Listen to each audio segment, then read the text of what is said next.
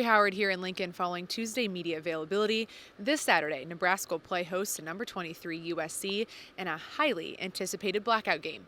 Well, as the excitement grows for this weekend's matchup, the temperatures continue to drop, making it a not-so-warm welcome for this weekend's visitors. And to that, Coach Holgorsen says, even better. This staff and this team knows it's going to take everyone on Saturday to beat the Trojans. Coach Rule calls that complementary football. Well, today, Coach Holgorsen explained where exactly his offense was able to capitalize from that complementary football last Saturday against Northwestern. You know, we got 2 turnovers and 14 points off those turnovers. We gave them the ball twice and they got 0 points off turnovers. So that's how you measure complementary football. As it's been all season long, Coach Holgorsen preaches balance. Well, today he specifically talked about how the balance of his offense will directly impact the balance of USC's offense. We want to control the ball. We want to, keep their offense off as much as we can, obviously. But that's going back to, just routine plays and converting third downs and scoring touchdowns in the red zone. I guess that was the head coach hat when I put that on. That changed my mindset as an offensive play caller.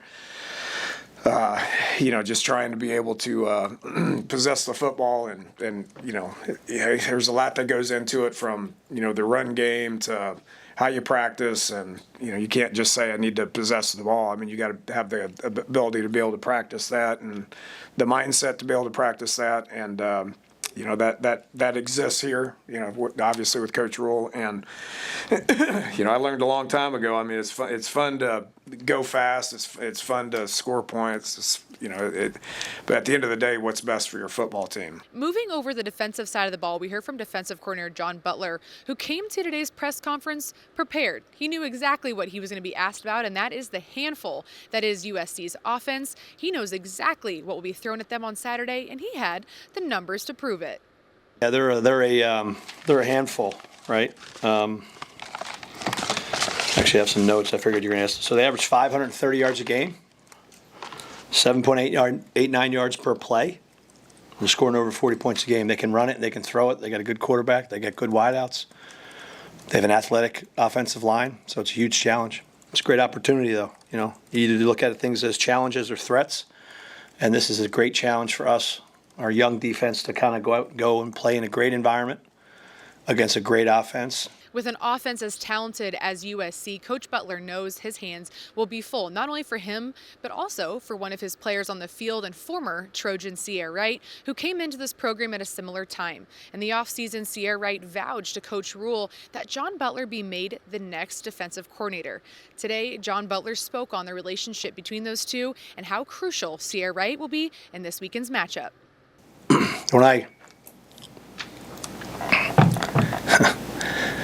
When I look back at my career, the things that are going to matter to me the most are the relationships that I have with players.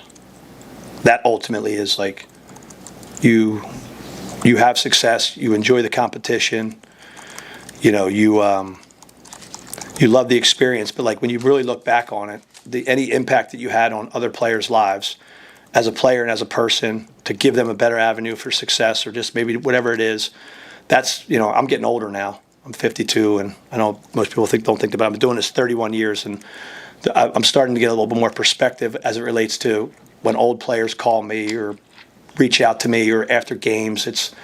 That's starting to have a little bit more of an impact maybe on me than it did in my younger years. So whether it's Sierra or guys that I've coached in the past, those are things that keep you going. He played well in the game last game when he was targeted, and he knows he's going to be targeted on Saturday, and he's going to have to respond. Moving on to the players we heard from today, starting with offensive lineman Rocco Spindler, who played last weekend against Northwestern following a hand injury at Minnesota that required surgery. Although the pain tolerance, he said, is high, his focus is solely on the guys he plays for to the left and the right of him. And when he was asked about this USC matchup, he couldn't help but smirk, as he has some background on this team coming from Notre Dame. Obviously, that was an annual game. Yeah, I loved playing in it. It was fun. I mean, it was always chippy, chirpy, and always a couple different, two different cultures, clashing together. So it's always, have that outcome, play that ball and play against those guys. as previously mentioned, this is a big week for Sia Wright, who formerly transferred from USC to Nebraska. He played against his former team last year. He spoke on how much emotion he had going into last year's game. Well, this year he said it's a little different. Each week he's been focused week to week in his own process. Therefore, this weekend's matchup, yes, may have some more meaning, but he's sticking to what's worked for him week after week. Yeah, I mean, I think that I've been really intentional about that throughout the course of the season, just taking everything week by week. And I think that approach allows me to make sure that I don't get too consumed with like a personal battle or anything like that, but still stay focused on the goal of just being at our best. It'll be the veteran leadership that helps guide Nebraska through a matchup like this one on Saturday. And luckily for the Huskers, they have Sia Wright on their side. Coach Rule calls him one of the best leaders he's ever been around. Well, Sia Wright actually credits the lifestyle and the transition in Nebraska to why he's become one of those leaders for this team. But definitely just say like the way of life here has made me, develop. And I think that the time that I've had with myself has allowed me to kind of just put myself out there as a person. I think that I am somebody that cares about my teammates naturally, but, or cares about, other people naturally, and getting the chance to kind of just have alone time where I can, focus on myself gives me the energy to want to pour it into other people as well, So I think that, that slower lifestyle has allowed me to really be myself at my best. Well, speaking of one of those veterans, Deshaun Singleton is ready more than ever for a matchup like this against USC. There's been a lot of talk about how many 4-stars and 5-stars are on this USC roster. Well, for Deshaun and his team, they wouldn't want it any other way. Culture versus culture battle. But, I mean, they're talented. I get it. But that what makes our team excited because it's like, I mean, we're going out there to compete.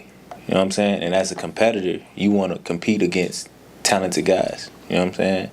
If you on the level, and obviously I'm pursuing to be at that level, or I want to be on another level at the same level as you, I want to compete against you. And best man wins.